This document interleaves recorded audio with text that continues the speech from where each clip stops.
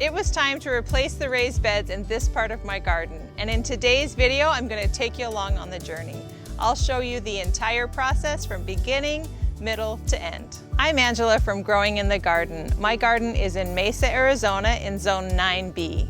I love sharing garden inspiration and helpful tips so you can be successful in your garden too. These are the original garden beds in my garden, and it's time to replace them. So one project this fall is to replace these pine beds with some metal raised beds. It was time to replace the beds that were here, so I lifted those up, took those out, but tried to keep as much of the soil as possible in this area. But I wanted beds that were a little bit deeper, that I had more soil in. I wanted to keep the new beds in roughly the same spot as the old beds. So as I was putting these new beds in place, I was making sure to measure. And I actually dug down quite a bit. Although these beds are about 17 inches deep, I wanted to bury quite a bit of the beds to get some advantages of in-ground beds along with the advantages of raised bed gardens. And then once the beds were in place, I went ahead and filled up the rest of the bed with soil, and you want to use good quality soil to fill up your beds. It's important to fill your beds all the way up with soil. This soil is a combination of compost, coconut coir, and perlite. There's also worm castings in here, basalt, dust, and then went ahead and added the watering system. Love using the garden grids from Garden in Minutes. Really simple way to water your beds very efficiently. So I have a whole video on how to install those grids to your beds, and I'll link to it right here. But the grids are going to easily connect either to your watering system or to a garden hose. It looks like it might be ready to plant, but I like to do a few things first. When I add a new bed, I like to give them a little bit of a balanced organic fertilizer. Just lightly sprinkle it on top. One of the most important things I do is to add a vermicomposting bin to all of my beds. They're going to give your bed a steady supply of good microbes, and that's exactly what soil needs and wants. So we're basically making a habitat for worms to live and reproduce and make worm castings. So I've got the bin in place, and now I'm going to add some shredded cardboard. So once that cardboard is in place, I'm going to wet it down. This makes a nice habitat for the worms. They really love cardboard. And I love that I can use my Amazon boxes. I have a heavy-duty shredder, put them through the shredder, come right out to the garden. There are about 300 to 600 worms in this bag, and that's perfect for each habitat. And you don't need more than one habitat per bed. These are red wiggler worms. They're the best worms for in-bed vermicomposting. And you only need to add them one time. So I'm going to add a layer of food scraps. So once you get your food scraps in place, then you cover that with a thick layer of wood chips, anything that used to be a tree. Aim to feed your worms about 1 inch of food scraps once a week. As the worms eat the scraps, the level in this worm bin is going to go down, and you're going to see it's time to feed the worms. Before you plant and add mulch is the best time to go through and adjust the sprinklers, make sure they're spraying out straight, make sure there's enough water pressure and good flow so that this bed can get evenly hydrated.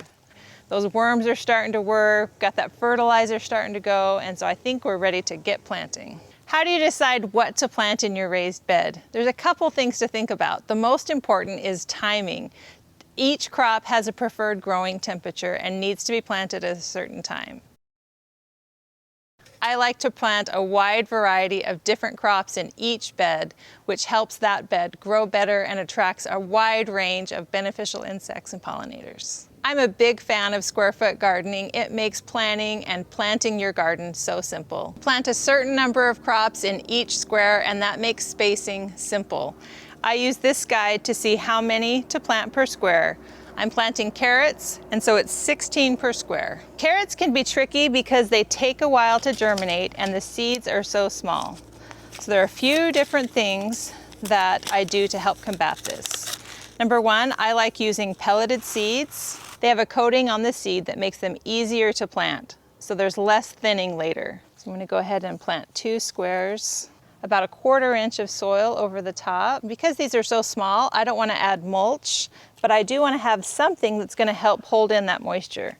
So I like to add some burlap to the planting area. And that does a couple of things. It helps me remember where I planted carrots, so it's easy to come back in with a hose with a shower attachment and spray this area. It also helps hold in the moisture. And then once you start to see the greens coming up, then you want to take the burlap off so the carrots don't grow up through the burlap. I'm going to plant another variety of carrots on this side of the bed. When you're using pelleted seeds, it's important to remember to only buy as many as you'll use that season, because that same pelleting that makes the seeds easier to plant decreases the lifespan of the seeds. Before I forget, I'm going to make sure and get these watered. Watering once a day is probably enough. Checking out the square foot spacing for cilantro, it's 1 to 9 per square. So it really lets me plant 1 to let the plant grow large, or if I want to continue harvesting young leaves, then I'm going to plant 9 per square. So this will be the first cilantro that I plant this season. So I actually want to have quite a bit of cilantro to harvest. So I'm going to go ahead and do the 9 per square. Cilantro is one of those crops that I succession plant and add throughout the season. So as the season progresses, I will add more cilantro in other parts of my garden and definitely let it flower and go to seed so I can attract all those good beneficial insects. You can buy cilantro transplants, but it grows so easily from seed, so I like to plant seeds. Put my label in place. Now I'm going to plant some beets. Beets also grow really easily from seed. I like to plant 9 per square. Don't be intimidated to grow vegetables from seed. Prices have gone up and it's so much more economical now if you can start crops from seed. I'll go ahead and water in these areas that I planted from seed. So now I'm going to add in some transplants. So you always want to handle a transplant by its roots.